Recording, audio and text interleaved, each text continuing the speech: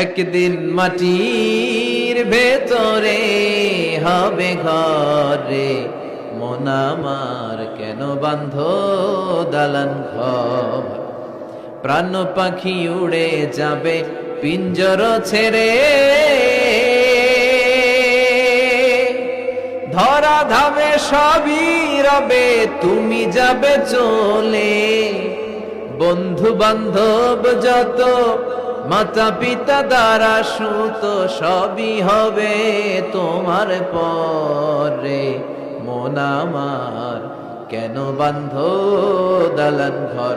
একদিন মাটির ভেতরে হবে ঘরে, মন আমার কেন বাঁধ দালান ঘর। চিল্লায় বলেন ঠিক কিনা? চলে যেতে হবে।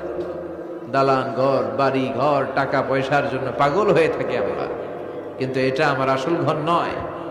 যেই গোসলখানাটারে আমি এত সুন্দর করে টাইলস করে ইটালিয়ান ফিটিংস দিয়ে বানালাম, আমার জীবনের শেষ গোসলটা কি ওই গোসলখানায় হবে?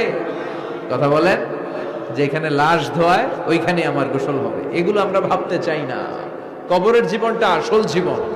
বিশ্বনবী দোয়া করতেন, আল্লাহুম্মা ইন্না নাউযু বিকা মিন আযাবিল কবর। আল্লাহ, আমি আপনার কাছে কবরের আযাব থেকে পানাহ চাই, কবরের আযাব থেকে বাঁচতে চাই। এই কবরের মধ্যে অনেক ফিতনা হবে, অনেক সুয়াল হবে।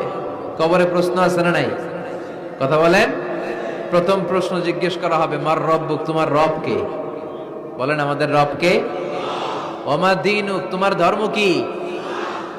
বিশ্বনবীর চেহারা দেখিয়ে বলা হবে, তারিফু মান হাযার রাজুল, এই লোকটারে চিনো? আমরা কি বলবো? আমরা চিনি, উনি আমাদের প্রিয় রাসূল মুহাম্মদুর রাসূলুল্লাহ সাল্লাল্লাহু আলাইহি ওয়াসাল্লাম।